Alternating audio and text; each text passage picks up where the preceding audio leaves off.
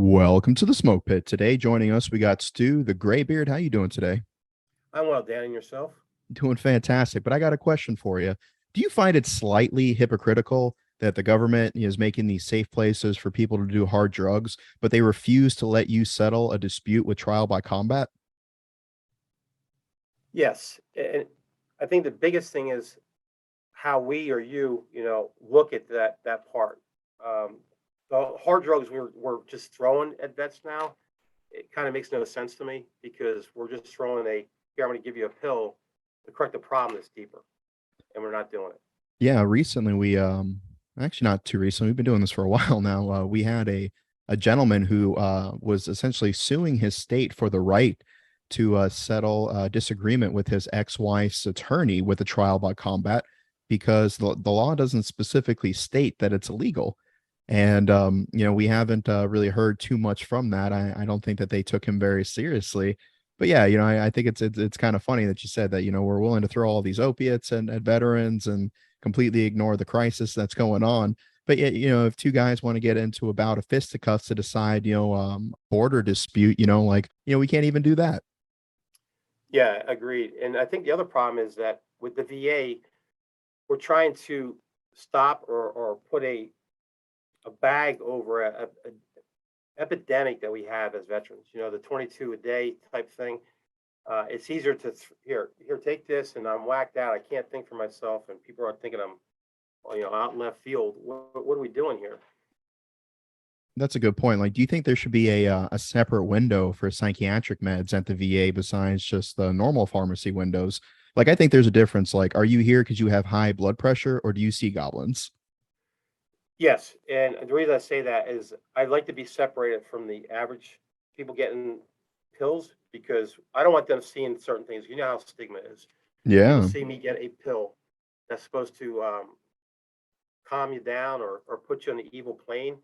So I don't need the people behind me saying, "Oh, that guy's on that type of pill," or "That guy's on that type of pill," because his demons are sitting on his ears. They're not where they should be, you know. Yeah, I feel And like if you're at the VA, that's like the one place where you'll probably be judged the least for stuff like that, though. Do you agree with that? yes and no. And the reason I say this is because our big VA hospital is Fayetteville, and I've been up there quite a few times. And the thing is that the stories you hear and the people what they say and all that stuff, obviously they don't know what my background is, Yeah. and they go, what about this? Or they play it to the role, and you come to find out, you probably can do the same. If I look at somebody, I can tell one if you've been downrange. Two, what type of unit you've been in just by the look on your face or the demeanor, how you talk or how you present yourself. And it's just amazing because sometimes you want to go, no, that's not right. No, no, that's not right. Well, I like to think that I'm a bit of a contradiction to that stigma because, I was a grunt for 12 years. I did five Yeah, deployments and I feel like I'm a pretty happy go lucky guy. I always tell people it's like, none of my accomplishments take away from yours and none of yours take away from mine. And yes, so, the whole posturing idea that we've talked about before on the smoke pit is that I do feel like sometimes because, I do like to joke and smile and see the best in a bad situation. I feel like I have to wear that hat with the ribbon stack on it to get any sort of respect at the yeah, VA. it's no, I agree. And we found over I obviously spent 26 years in the Marine Corps. So when people ask you what you did and how you did this and how you did that, I'm very vague about what I did because everybody wants to one up you sometimes. And the Yeah. worst, and you know this, is SHOT Show. You see everybody with their operator garb on and all this Yep. stuff, and they're like, yeah, everybody's a recon sniper SEAL. Where is that in MOS? I have no idea. There's only 341 recon snipers since the 0321 MOS came out in '99 till present. But everybody you talk to, there's thousands of them. So how is that? Right away, you're throwing Yeah. the flag. I'm throwing the yellow flag. Part of it is, the energy that we put out there. Because I feel like if I start a conversation and it's clear that I don't care what you did in the military, I'm just happy that you're here. I'm happy to be working with you on whatever we got going on, whether it be legislation or whether it be an interview or whatever the case. Then I think that kind of puts people at ease a little bit. Like they don't feel the immediate compulsion to try to like justify their service and justify their existence. No, at the end of the day, too, be proud. You served your country. I don't care if you were a mail clerk or you were whatever a chief of staff. The piece is that you served your country. That alone is kudos, man. I feel like people will get a little bit removed from the situation, and they'll forget just how much shit we talked to each other when we were in the same unit. Yeah, you have the people on the internet that they can't take a joke, but if it was in person, they'd be cutting up as much as everyone else. But because there is that level of separation where they feel like they have to justify themselves, otherwise they won't be taken seriously. Their hackles go up, and now they're on the defense, and it's just like, dude, I was just joking around, man. Like it's not that big of a deal. Yeah, again, don't take me serious. One, I'm trying to put entertainment into what I'm doing, Yeah, which you've done very well. And the thing is, some of these people look at is they're trying to justify their being now. Okay, you're out of the military. I get it. You don't need to justify your being. That's what you wake up in the morning. I tell you, this is my everybody. When you wake up in the morning and go to shit shower and shave, if you can't smile yourself in the mirror, go back to bed. Try it again. Or get out of the shower and put a smiley get face in back, the do it mirror. again. Yeah, smile a little bit, but be nice. That's all you need to do. And people miss that. I don't know why or how. Yeah. So one of my favorite things to do is to put people on the spots. Dude, justify your existence. What did you do in the Marine Corps? Yeah, and I tell everybody I was a culinary arts specialist. People that know me say know the real deal. But it takes away the what I was going to do it then, or I was going to look, dude. You had the same opportunity I did back then. Yeah. I elected to go this direction. You elected to go that direction. Brother, man, how did your knees last for 26 years? That's the real thing I want to know. That's the real classified state secret. Okay, I'll tell you. You get them replaced. Really? Yeah. So my left knee is a total replacement. My right knee is pretty good, but Yeah. I had to So get you're out of. part cyborg is what I'm hearing. Yeah. Well, we'll do a quick analysis of Stu's breakdown. I have a tweaked neck because I broke my neck. Yeah. Both my shoulders have been repaired 4 times each. I have ruptured both triceps and both biceps. I've had my knee Jeez. replaced twice. I've had my thumb rebuilt, and I've had my elbow rebuilt. Bro, take a day off. Like I do now. I drink. I drink and hang out in my pool now. So I'm done. I'm yeah, what retired now. yeah, now that you're not living the expeditious life anymore, that clearly took its toll. What do you do for fun? Swim and hang out with my wife and my dogs. Nice. What kind of dogs you got? I have 4 now. I have a yellow lab, Jake from State Farm, and he doesn't wear khakis. And I have 2 service dogs that I trained when I had my other company, Zazu and Mika. They're a Malinois and Australian Cattle mix. Yeah. And I just got a Belgian Shepherd from a couple who did not realize when you get a Malinois of any sort or Belgium of any sort, high tempo, a lot of energy, and they are funny as hell. You don't know that. Guess what? Your house is destroyed because I love to chew. And so I have Woody now, and he acts like a Woody, just like the guy before. So he falls all over. He's a trip. He's 8 months old, and he's a blast. Right on. So what are you doing these days? I'm assuming that you said you were retired. So I am. Yeah. The past 2 years, I was actually working for a healthcare company. I was running a healthcare company out of Wilmington, doing in-home care service for veterans as well as Medicare, and Medicaid clients. And I got burnt out, dude. I just got totally burnt out. So it was a change. And obviously, I know quite a few people in this industry, and here I am. right on. Well, I completely sympathize with the idea of being burnt out. A lot of listeners may not have realized this, but I've had a bit of a rough year. I had my gallbladder removed. I moved halfway across the country. With everything that's been going on in the world, that coupled with trying to get legislation passed, I got engaged. It's just been a whirlwind. So I have been trying to take a little bit of a break for myself. And I asked Stu, I was like, hey man, like, you spent enough time in our beloved gun club, to know what's what. Would you mind helping me with the smoke pit a little bit? And Stu was gracious enough to come on. And we've had a bevy of fantastic guests over the years. We've had everything from gold medal winners from the Olympics to congressmen to best-selling authors, Grammy winners, just a whole slew of amazing guests. And we've had some great hosts. We've had some not so great hosts. Yeah, but 10%. it's people are busy, and I appreciate, Stu, that you're coming on board to help us carry the legacy of the smoke pit. Yeah, and believe me, I'm honored and humbled to kind of carry that torch and try to put it in a different perspective. Obviously, you own this. This is your baby. I'm just here kind of in the stroller watching and be able to grow up and make it work better.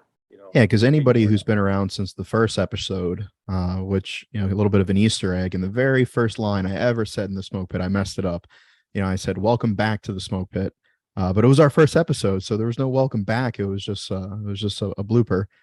Yeah. But anybody who's been around since then knows how much the show has changed. Where it started off with, two guys just kicking back, cracking a few beers, just cutting it up, talking about the most crazy things ever. And then, once we started to get a larger audience, once we started to get more recognition, started to be syndicated in more countries, we started growing a little bit of a conscience, and the show kind of changed where we do like to joke around and really maintain that classic smoke pit humor. But nowadays it's a little bit more mature in the fact where we like to bring on guests who have accomplished great things to hear their story. We like to tell fascinating tales of success or catastrophe. We like to talk about things that matter, in addition to talking about how much we regret that one hookup, that one night back in our 20s. One of the great things that Stu has is a large network of contacts of people who have succeeded in all different types of ventures, both professionally and personally. And so I really look forward to seeing the kind of interviews and the one-on-one interactions and the wealth of knowledge that you'll be able to bring to our listeners. Well, I appreciate that. And I think too, keeping the standard with, some of your key pieces, like your veteran-owned small businesses, hero of the week, remember when I'm looking at this, where are they now? The guys you serve, don't you kind of wonder, Lance Corporal Smuckatelli and Dan were hanging out in such and such in Afghanistan, and just the stories or the jokes or the experience that the listeners can relate to Yeah. without getting too much in the garbage. Just yourself, and here's what be proud of it, and then from there, hopefully, it transitions to somebody who's kind of got the similar thing and wants to know what's going on. Hope it works out. Yeah, that's ultimately the goal. So Yeah, I do have a very important question before we get too much into the technical aspects. sure. So say hypothetically ghosts exist, right? Do you think that they stay in the clothes that they died in, or do you think it's kind of like Star Wars where you get like, put in like your best, most iconic outfit? And what would you prefer, like comfort versus appearance? Like walk me through your mentality on that. Well, it's weird you say this because in college we had our fraternity Sigma Pi. We had a spirit, a Maggie, Oh wow. and yeah. And the weird part about it is there have been a couple pictures taken, especially in the wintertime, are in her third story window, dressed in the clothes that she was in because she died in the house in a fire. So me, I'd like to have a tank top and a thong on. That's what I want to have when I die. So and there's this that old guy in his tattoos is recognizable. But it's a weird question, but I guess it's up to you personally. What's going to make you feel better in the afterlife? That's the thing. What's going to make you smile in the afterlife that you smile today? Yeah, I personally like to think that despite not being period accurate whatsoever, I would just like a full pirate ensemble from like head to toe. Like whatever you think of like a swashbuckling privateer, just whatever you think that is. I just want like that full head to toe, but I'd still want to talk like I do now. So like I'd come Right. out of the fog and somebody would see me as like a pirate and I'd just be like, "What's up, dudes?" And they're like, Yeah. "Aren't you a pirate?" I'm like, "Yeah, this is just how Talk pirates out. talk." Me Hardy. I mean, you already. No, that's what's cool about it is again it's something you'd want to have to wear when you're in the afterlife. It's just I think that's a big question you're asking to try to get a kind of a small detail. But again, I'd like to be in a tank top and a thong, and I'm happy. And I'm sure people around me won't mess with me when I'm dead, dressed like that. Stay with the weirdo. Yeah, you wouldn't want some ghost hunting TV show or Yeah, podcasts to be I'll bothering sit on the you. couch. Yeah, drinking a Coors Light or a Michelob Ultra on the couch. Like, what's this paranormal doing here? Don't mind Now me I gotta getting ask you, musty. is that for the flavor or for the calories? Because if you're a ghost, do you think you just go for full course because you don't have to worry about the calories? And this is gonna be probably I'm a vodka guy. When Yeah. I'm gonna sit and drink, I drink vodka. But when I'm gonna sit by my pool, relax, have a few cocktails, and make a little ultra, it's just okay. It's the calories, yeah. It's the calories for me right now. It's easy to. I can drink a case of beer and not get drunk on it, So Yeah, that's because you're part so cyborg. That's why. yeah, no kidding. Well, up in the morning, I had this oil pan. It's on the side of my bed. It's got a little needle and it's like an IV. I just Yeah. stick it in the side of my neck and it goes through my body so I can get out of bed. Kind of like, okay, I can move now. It gets tough. It's tough getting out of bed these days, but it is. I tell people I would never change my career for anything. My wife might want me to, but I would never change. I was very selfish, and I always want to achieve the highest thing I could achieve in the Marine Corps, which in rank I did. Yeah. But a lot of things I did on a personal reason, not professionally. So I was training X. What is X? I don't know. I was trained to do it though. Yeah. Jack of all trades, master of none. That's me. So And so we mentioned it earlier in the show. You have a gray beard brand of your own. Can you tell us a little bit about that? yeah. So basically, everybody's in the certain parts of the military. They're called the graybeard guys. So we kind of came out with a graybeard veteran brand. Kind of do swag and then take some of that monies that are there Yeah. and put it into the foundations. At the end of the day, I don't. I do this for free. I'm more worried about the guys today that are getting out, transitioning. How can they, get the right help? It's going to cost money. So Yeah. those foundations can have that, give that money to them to make their foundations better and bigger. You know, I'm all about taking care of us. Trying to install the wisdom of the ages. Yeah, there's a lot of foundations that do phenomenal things throughout all the services, to include law enforcement responders. But the problem I have is they say they're going to give all this money to X, but they didn't give 13% because of administrative fees. No, if you give all of it to them, they get it all. You figure out your administrative fees somewhere, and that's why the graybeard vet I'm working on is kind of going to do that. Right on. So one of the things that we are excited about is that we have our studio set up. We finally got cameras and all that. I know that we've been promising the Smoke Pit fans that for quite some time, but kind of once we start transitioning more into the future, we're going to actually have like multi-camera, switchboard, video, like full featured type episodes that will be available for YouTube, because we actually have like a nice little professional space, a studio that we can bring distinguished guests in, and so they don't feel as bad. The little trade secret: the majority of the first couple seasons of the Smoke Pit were just filmed in my dining room. Yeah, We stapled a bunch of sound panels up on the wall to make it look nice.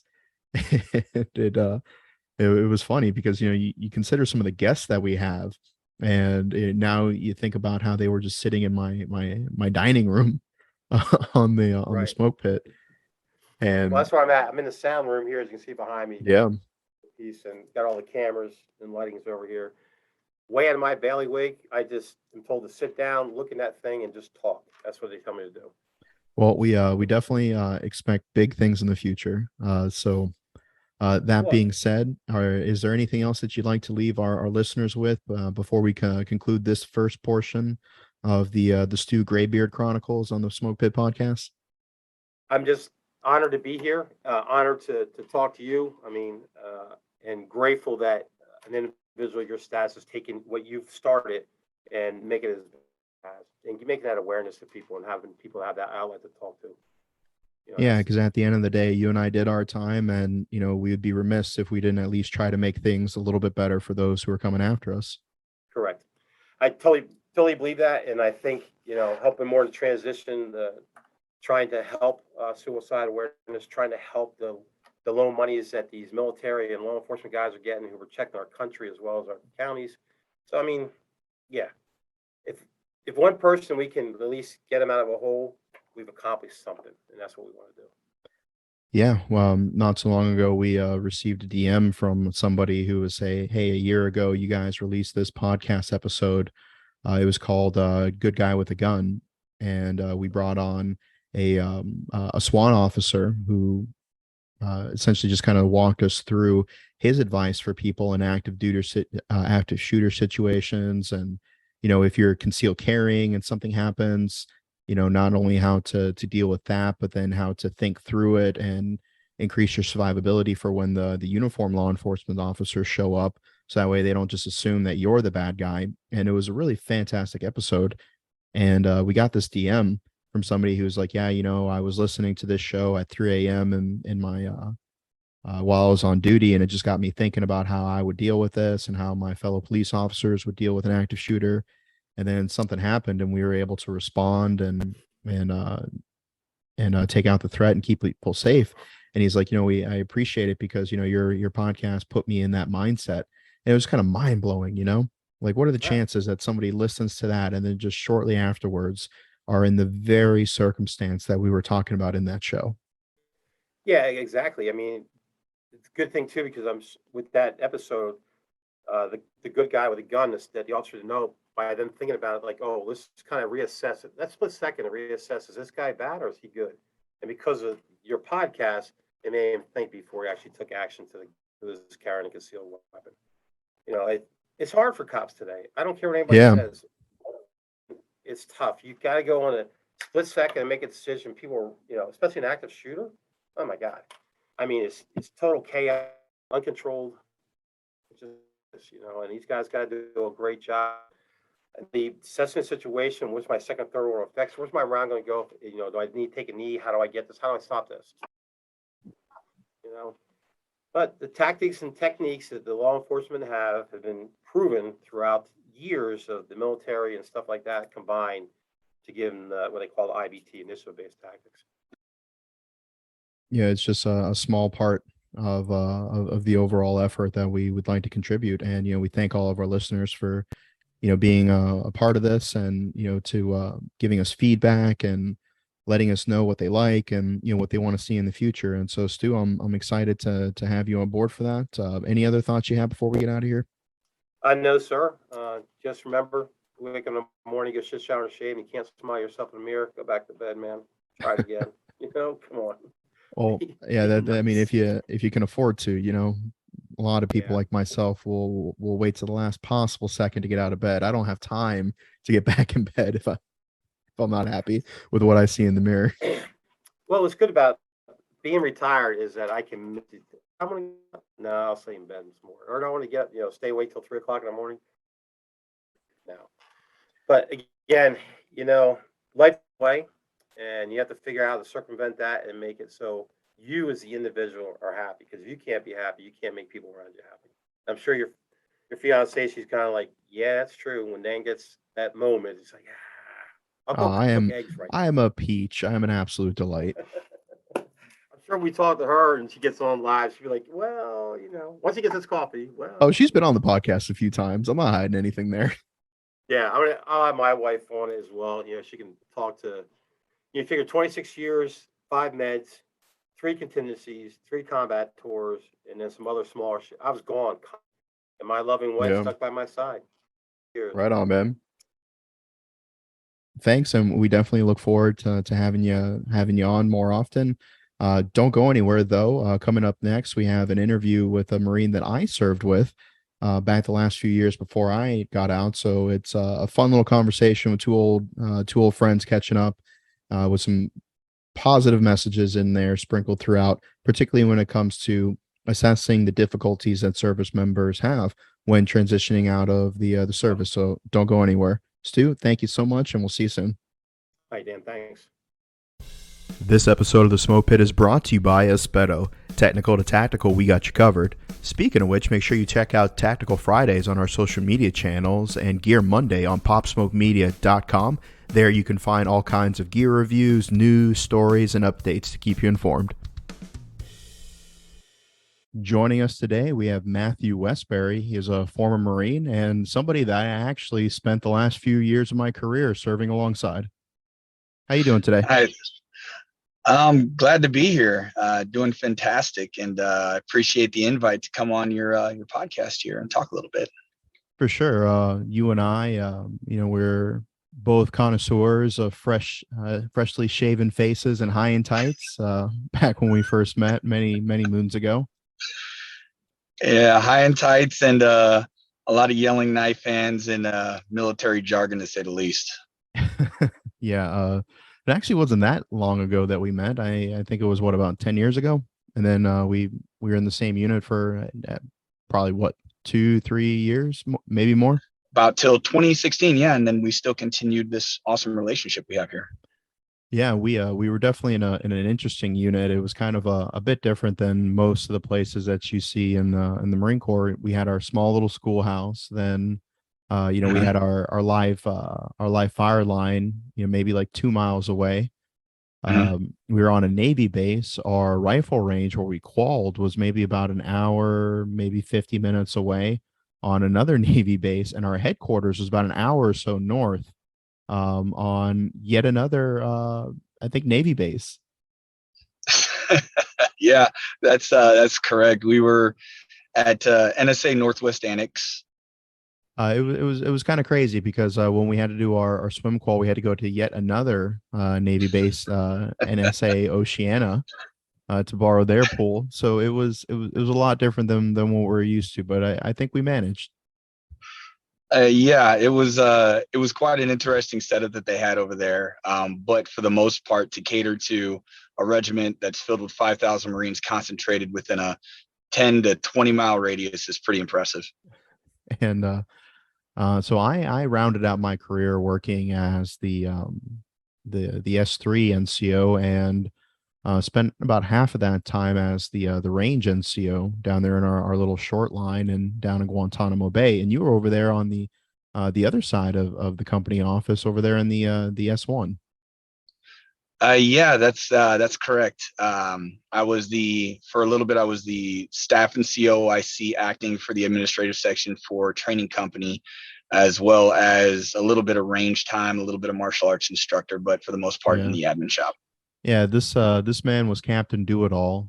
He was the company guide. He was the company bus driver. He had a martial arts instructor tab. He was a range coach. Like this man could not get enough collateral duties. Um, so I remember that one of my favorite things about that was being able to walk over to the other side, because there's kind of a set of conference rooms that divided us in an office and a conference room. And so Mhm. I'd walk over to your side where all the higher ups were, and I would just talk about the most ridiculous shit to try to get you in trouble, try to get you distracted, uh, bring up crazy conversation.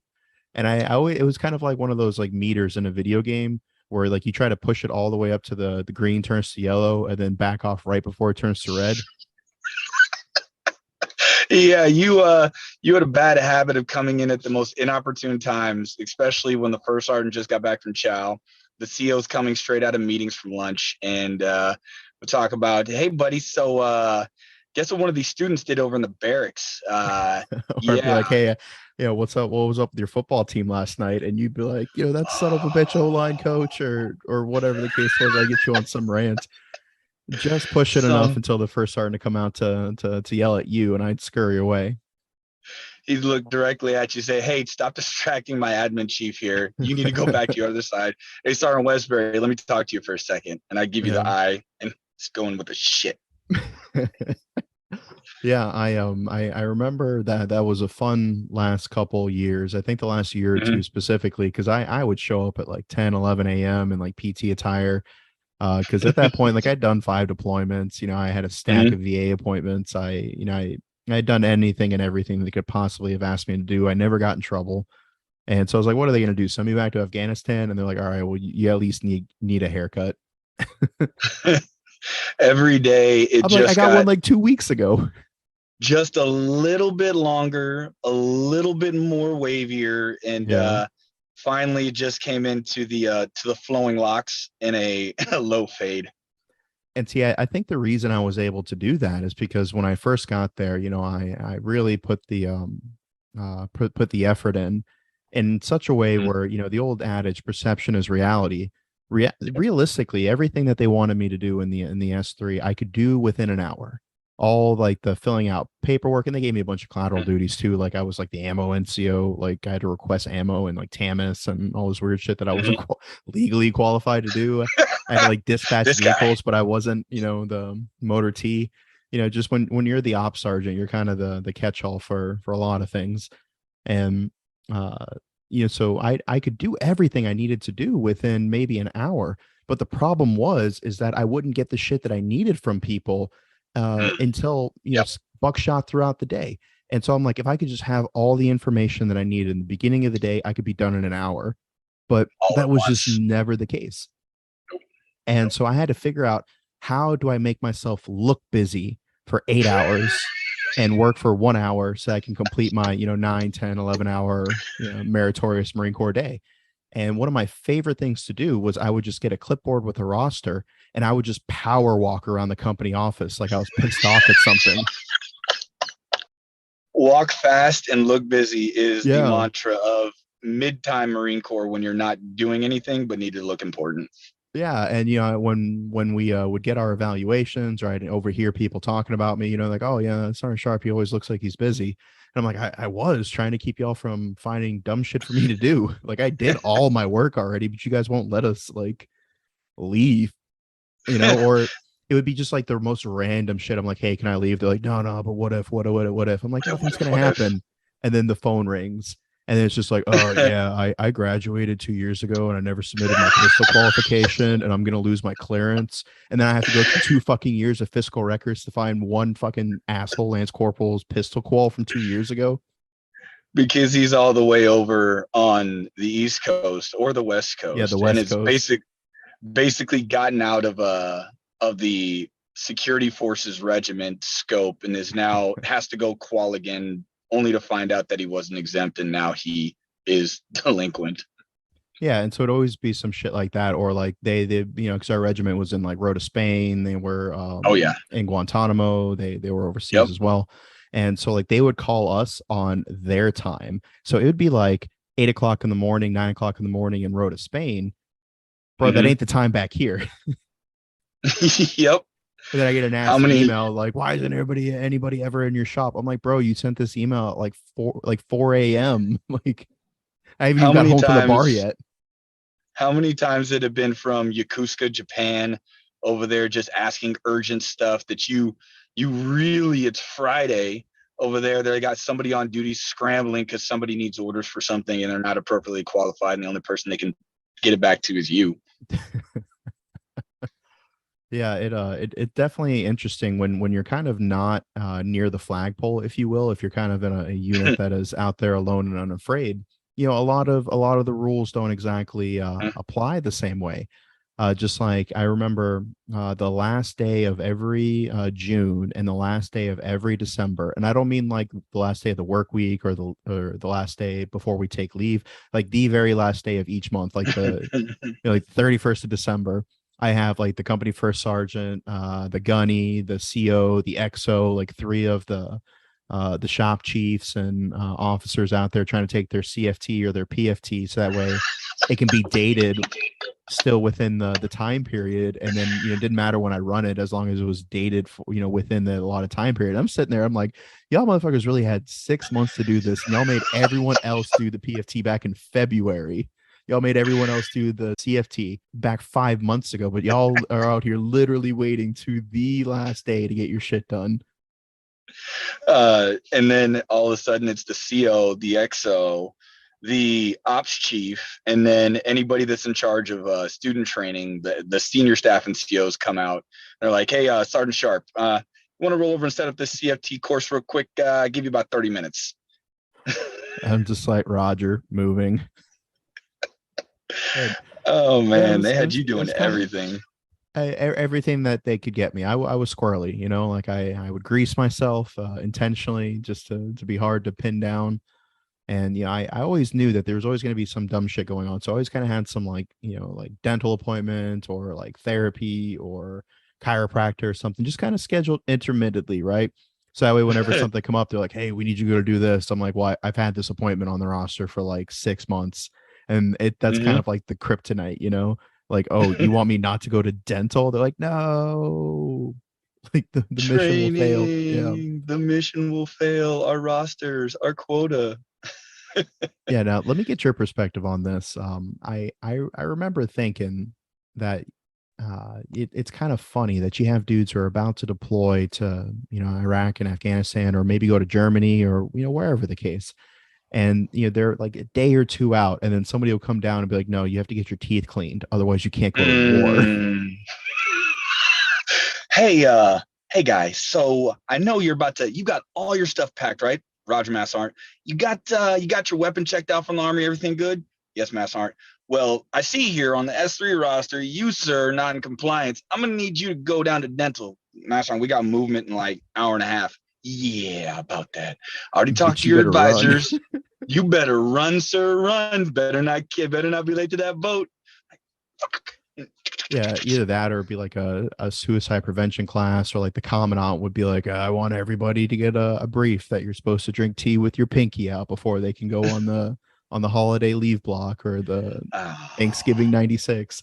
And I'm like, really? I got to download this PDF and like teach an entire class this random ass safety brief so these grown war fighters can, go have a few beers on vacation.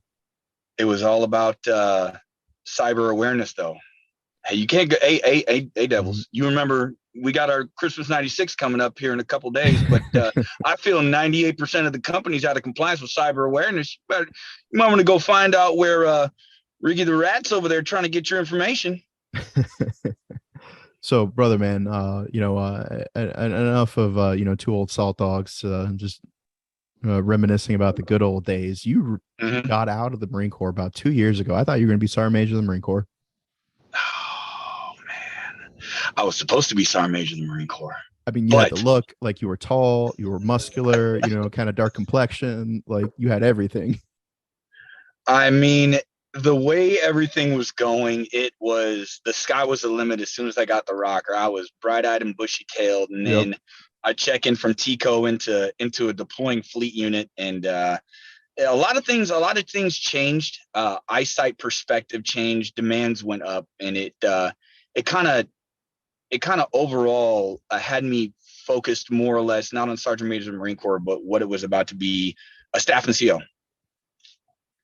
Yeah. So what do you think that was kind of like the big decision? Because once you get to a staff NCO, you're essentially a careerist. I mean, technically you're a careerist Mm-hmm. as a sergeant in the Marines, but Mm-hmm. kind of what do you think really led to the decision that you've invested so much time and energy? The Marine Corps moved you all over the world, and you got a family. What led to that decision in your headspace that made you want to give it all up and get out? So I wouldn't necessarily say it was in my time. It was in the Marine Corps time.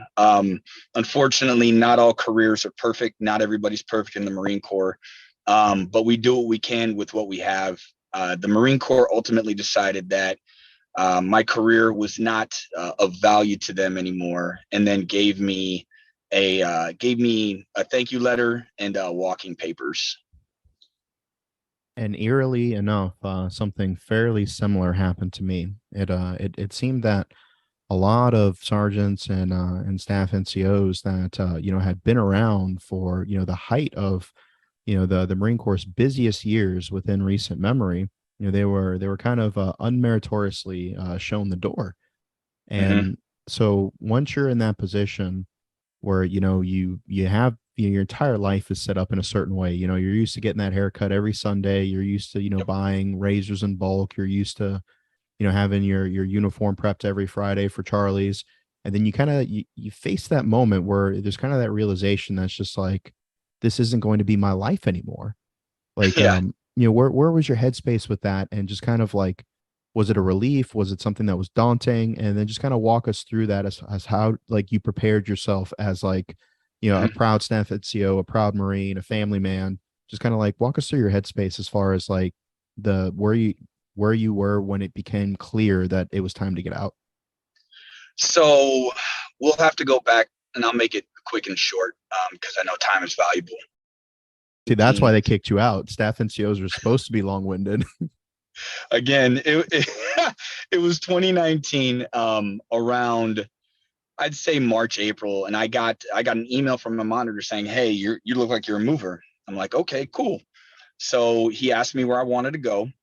I was like, "Well, what choices do I have?" He said, "Well, with your limitations right now because of your family situation, you either can get Quantico or you can get Lejeune and go to the MARSOC recruiting office." I was like, "Well, Quantico doesn't look like a career progression for me. I'm going to go ahead and choose the MARSOC." He's like, "Fine, done deal. Submit your reenlistment papers and you'll be good. I'll talk back to you in a while. I'm on the road show." It's like, all right. So I went and I submitted my papers in June-ish, July-ish, and I had to go on leave. I come back from leave. I found out I have to make a signature real quick, send the papers up, and then I hear absolutely nothing after I emailed the monitor saying, "Hey, submitted my papers." She said, "Give me about 30 days, still on the road trip. Contact me in August of 2019 at the time." So long story short, I email him about 30 days later. He said, "Hey, you need to contact your career planner. They'll have all the information they need some stuff from you." So I go to my career planner. He's like, "Hey, looks like your reenlistment got denied, but it's not certain yet. It hasn't come through. But we should know here in about a couple weeks." And sure enough, in 2 weeks later, I got the notification. I came to the career planner's office, and they're like, "Yeah, you got 60 days on the books. Your EAS is in January. You need to make a decision." And I had roughly 90 days to figure out, pretty much packing up my family, getting everything taken care of, packed up military wise, and go to TAPS class, all that good stuff. So really it was about a 4-month evolution that I had to prepare myself to exit the Scarlet and Gold facility. And where were you stationed at the time? So I was stationed in Camp Pendleton. I worked on Wilcox Range, for a familiar face that you would know, Gunnar Schneider. Yeah. And so the thing is that like you and your wife are not from Southern California. And so the Marine Corps essentially was just like, "Hey, we know you have all these big plans. You probably either have a lease or a mortgage or whatever the case is, but hey, you got 3 to 4 months before you need to figure out, you don't got to go home, but you can't stay here." Yep, and that is correct. It pretty much was a serious conversation that I had to have with myself, first and foremost, because I'm the one who has to lead this charge, and then with my wife, basically how we plan to move our family and our son and where we're going to go. And so like what was it like when you kind of had to have that like you mentioned the conversation with yourself that it's like, all right, like I have to shift gears. There's not going to be that, military TRICARE first and 15 safety net. The conversation for me personally was, all right, I'm still a Marine at heart. I got to focus on what my mission is. My mission isn't going to North Carolina because now that's out the window. I have to focus on where do we feel that it would be the best place, if temporary, if at all, that we could survive. There's no thriving at this point. It's more or less, where can we be stable as a family? And this decision was to come back up to Washington State. You kind of approach that with like a Met team mindset where, like you were just kind of like, all right, how do I logistically support this? That's correct. Just moving a 4-bedroom house, a dog, a child, and then packing up all my military gear within 90 days per se, getting TMO scheduled, all this stuff that people get a 1 whole year, even a year and a half to plan for was pretty mind-boggling, and ultimately it was stressful, but we ended up making it happen. For sure, man.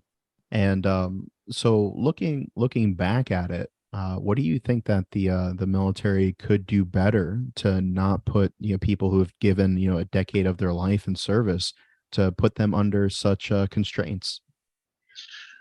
What I think the military could do, the Marine Corps, any service branch in general, what they could do for those, obviously every Marine matters, every soldier matters, every airman matters. Anybody who served and signed that contract to do something, they all matter.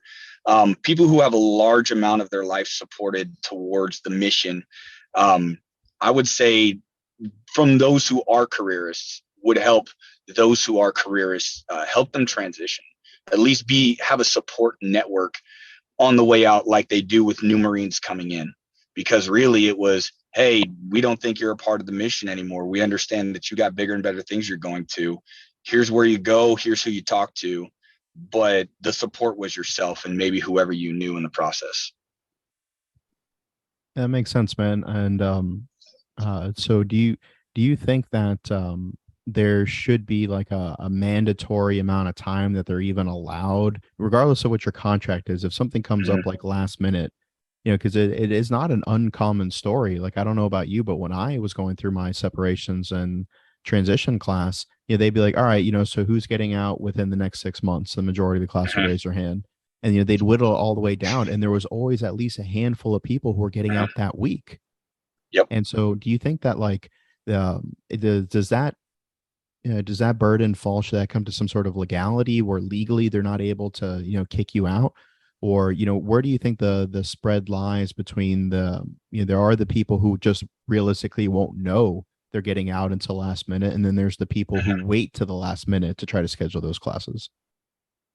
I think it's a middle ground because in similar to my situation, I know I'm not the only one that, hey, life comes at you fast, and then those that are pressured to stay for command mission and then end up not getting taken care of, and end up being last minute loosies. Uh, I believe that there is or was when I was getting out that my gunner, shout out Gunner Schneider if you're listening, made sure that all his Marines had this within a window, given like prior to 6 months, like at the 9 month mark, you're going to go. And then if you're at 6 months and you still haven't decided, you're going to go again.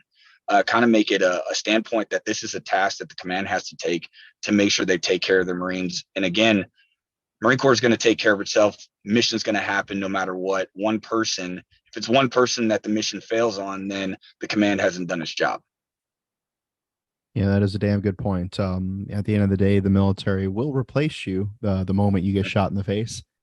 Somebody else will step up and take your billet, and an organization that you know, asks, you know, for you to not only be prepared for that to happen to you, but be prepared to step up if that happens to the person above you.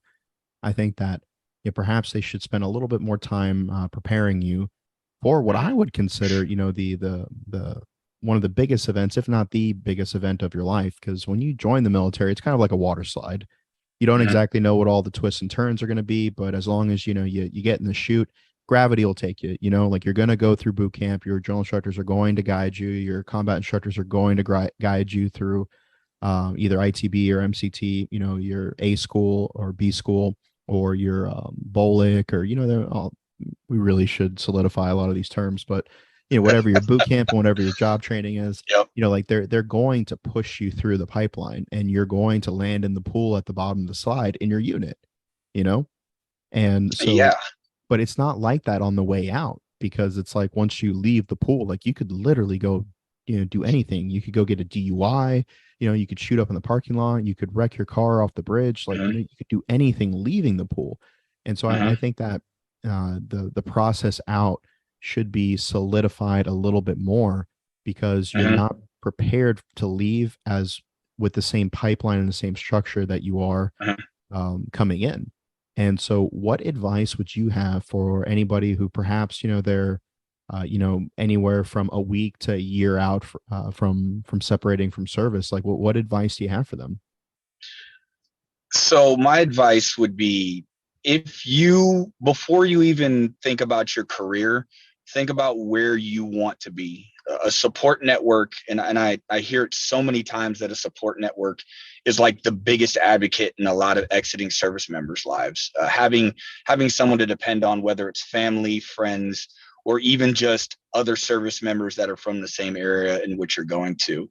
Um, Before you even think about your career, think about your support network, because that's going to help. That truly has helped me in my transition. I'm still transitioning. I've been out for 2 years. That would be my one piece of advice. Yeah, we were on the phone the other day, and I asked you, I was like, "You filed your VA claim, right?" And you're like, "Oh, I just did that last week." And I'm like, "Really, really?" I Really? knew Like you were you and gonna I say are friends, and it took you this long to file that? yeah. Yeah. It was a trial of circumstances, unfortunately, just Yeah, because of certain decisions. things get busy, you know. Mhm. Like I get it, and we can't undo the past. All we can try to do is make better decisions moving forward. And so if you're unaware of your benefits, or if you're unaware of what entitlements there are, it's just a Google away. You can call the VA. They have people. They most colleges have representatives. Whatever the case is. And one of the things that a lot of people struggle with is that they don't want to feel like they're taking those benefits away from somebody who really needs them. And I would offer that you're the one who really needs them. Those benefits were part of the agreement that you signed when you enlisted or when you commissioned. Those are yours. Those are your rights as much as the Bill of Rights and the Constitution are your rights. Like, those benefits are legally your right. And so you're not taking them away from somebody else who needs them. You need them. You know what I mean? It's not like every program in the VA has a 4-year backlog. If that was the case, and like I could get it, like I get it. Like if you don't need it, you don't need it. But that's just not the case. Those things are Mhm. there for you. And at the very least, if you don't need them right this moment, being able to pull on that when you do need it or plan it in the future, like, hey, I'm going to do this for now, but in 6 months, I know where to go for this benefit. Or, hey, I got to take care of this right now. And then, sometime down the road, I'm going to hit that up. So whatever your planning process is, those benefits are there for you. You deserve to use them because you served and it was part of the contract that you signed. The Marine Corps certainly got, their money's worth out of you. When you showed Mhm. up to MEPS, you had to, bend over and show a stranger your butthole. You had to duck walk. Like they got their rights out of you. You know what I mean? So there's nothing wrong with you getting your benefits that you've earned. Yeah, definitely. A lot of things the VA has to offer. I know every VA experience is different. My Mm. VA experience has been fantastic, specifically out here in Washington State, especially for the shout out American Lake VA. Thank you for taking care of me. They got more things than just what the VA has to offer. They have the VA Choice Program, which allows you, if the VA cannot get you service for what your ailment is, they will recommend you out in town to someone who can see you even sooner. I'm going through chirotherapy, been doing it for 2 years. I was never able to get that in the military just because of the fact that on Camp Pendleton specifically, there was one chiro for all the Marines on base and sailors. So they would recommend physical therapy until it wasn't a thing. But here at the VA here in Washington State, I'm able to go to the VA Choice Program. Those benefits definitely do help 100%. Sure, man. And I'd like to ask, do you have any final thoughts or advice or remarks for anyone out there who might be listening? So I would say my final thoughts and remarks, and thanks again, Dan, for having me. My final thoughts and remarks would be this: don't feel like you are alone in your journey. There's always somebody that is willing to answer the phone, whether you believe it or not. Um, I reconnected with Dan here just over a simple text message, just based on, hey, is this your number? I thought about you, and because I was watching the Cowboys Seahawks game. Don't ever think you're going alone through in this journey. There's always somebody, a random text message, a staff and CO, a fellow barracks mate that has been in your phone that you may not have thought about. And I get texts and calls all the time just from different Marines. So you're not alone on this journey. You can make it as long as you reach out and maintain contact. For sure. And as I learned the hard way, don't over rely on one app or platform or method of communication to keep in contact with everyone. A phone call is worth its weight in gold. And you lost your recall roster, huh? No, I know my information is out there still because every once in a while I'll get a phone call from my old unit asking me if I'm coming to duty or something. All Marines always call for advice all the time, no matter when, no matter where. And obviously, we answer the phone calls. We try to at least, and there might be the people out there that say, "Well, nobody ever calls me," and it's like, well, you can be the first one through the door. Then, you can be the first one on the stack. You can initiate Yep. contact. Yep. You can use that casualty producing sound to initiate the ambush, and be the one who reaches out. And I get it. And nobody likes being the one who always has to reach out. But at the end of the day, like you never know what that person's going through, what their headspace is at. Like, you could be just what the doctor ordered to help them get through that day. Exactly. It all it takes is one phone call, one text. No matter who it is, no matter what time of night, somebody's going to get to you at some point. Don't be afraid to reach out. Don't feel embarrassed about anything that you may be going through, because at the end of the day, you reaching out is probably the most important thing that person wants to hear from you. Whether you believe that it's your squad leader from 10 years ago, whether it's your barracks buddy, whether it's your staff and CO from 2 years ago, or you just got out, Mhm. don't be afraid to reach out. Yeah, and it's always nice to be able to kind of like peel the curtain back, and particularly if there was like a rank disparity, back then. I've rekindled with some people who were pretty high rank above me, like on my first and second Mhm. deployment. But it's been 15 years since that, so I can be like, yeah, that one time that you couldn't understand why this was broken. Yeah, that was me. Mhm. Yeah, definitely. You get to talk about some stuff that probably shouldn't have been said when you had the rank on your collar. Yep. Have a few laughs. They say, "Oh, really?" And you're like, "Yeah, that was me." And it Mhm. makes the day a whole lot better just to reach out and see that person and what you really got away with. Sometimes it's therapy you need. Right on then. So I appreciate you coming on, Yep. and we certainly thank you for your insight and for all your advice. Thank you for having me once again. I do appreciate being on here, and shout out to Dan Sharp. Thanks for having me on, and I do appreciate your friendship. Yeah, I likewise, man. Well, fair winds following season. We'll see you next time here in the smoke pit. All right. Catch you next time, buddy.